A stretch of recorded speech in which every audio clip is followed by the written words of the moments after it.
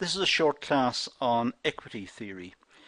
Now, by this we mean fairness at work, fairness in terms of the efforts that people put in and their associated rewards. Do some people get paid more and put in less than others? So it's based on the idea of fairness, equity theory. It was developed by Stacey Adams, and it gets quite a lot of running in some parts of the literature. It's often mentioned, but it underpins the idea of rewards, what is fair and what is not fair. So I think it's important to look at it and to understand the concept. The theory explains that employees analyze the importance of a reward and the amount of effort they must invest to receive that reward. So employees get salaries or wages, and they need to work out how much effort have they got to put in order to get that. And they may also look at their colleagues and see how much effort they're putting in to perhaps getting the same reward. Are they putting in less or more? And this will be the basis for the comparison that people draw, that people do. The theory also suggests, as I said, that employees monitor other employees' inputs and rewards. They don't just look at themselves, they think about where they stand in the scheme of things. Are they being exploited to some extent? Are they working harder than their colleagues and getting the same remuneration? If they're working harder and getting the same, it seems unfair. If there is inequality present, the employee may be motivated to work either harder or less hard to maintain a balance between performance and associated reward. So for example, let's say there are two workers in a working situation, and one of them is putting a lot of effort in, producing the same amount as his or her colleague, but putting a lot of effort in. The other is putting in less effort. Now the one who's putting a lot of effort in may think that he or she is being not treated fairly.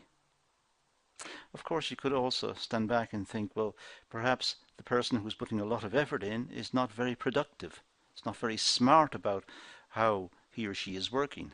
Perhaps the other one is being very clever and doing the work more efficiently. So it's not as straightforward as we're suggesting. So drawing comparisons between workers, their rewards, what they get, and the effort they put in is not as straightforward as we think. Employees who feel that they are being inequitably treated may consider doing the following. They may input minimal effort. If they feel like they're being exploited to some extent or not being rewarded for the effort they're putting in, they may reduce their effort.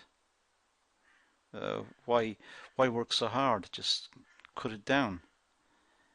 Cut it down to the same as the others. They may put a complaint through the management and object to what's happening and explain that they're working hard and not being recognized for working hard, getting the same remuneration as the people who are working less. They may feel that they have to compromise, and compromising may mean they have to go with what they're doing because they need a job, but they're still unhappy.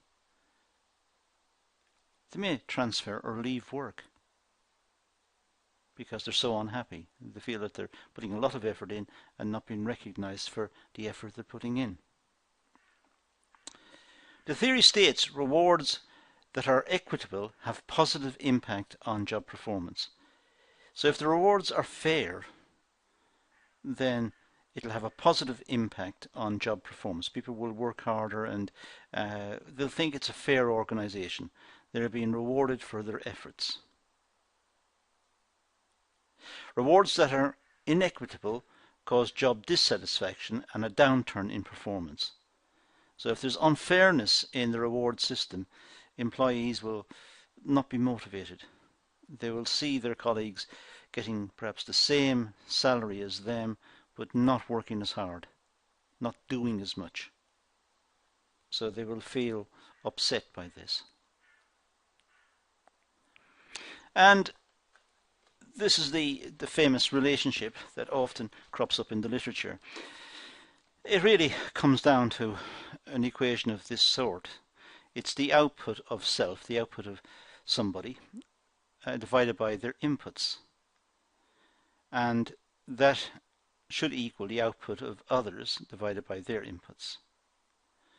And if they aren't equal, if people are putting in the same effort, turning up for work on time, working diligently throughout the day, outputting work at the same rate, then they should be treated the same. They should have roughly the same salary. Ideally, they should have the same salary.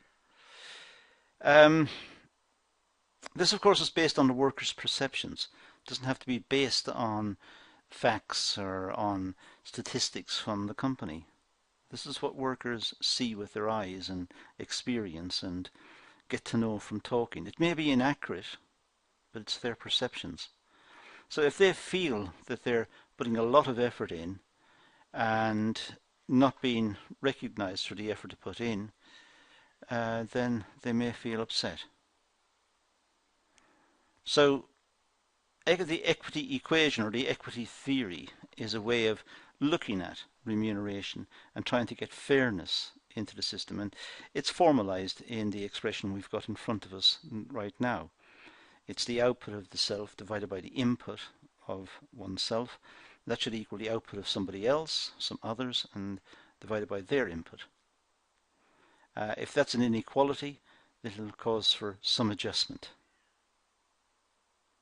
People will work less hard because they're not getting the same salary, so they're putting in less effort. So they will scale down their efforts, perhaps. So there will be adjustments if the equation becomes an inequality. And that's the basis for the equity theory. It's simply looking at the effort that people put in relationship to their output and trying to do this for each person, and if they find that some people are getting higher salaries and perhaps working the same or even working less, it'll cause unfairness and unhappiness, and they may eventually leave the employment or complain or bring some sort of case to management, or alternatively they may adjust their own working lives and work less hard perhaps because they're getting less salary, so they feel that they're justified in not working as hard as perhaps they should. So that's the basis of equity theory, and that's all we're going to cover in this session. So let's leave it there and say thank you for watching.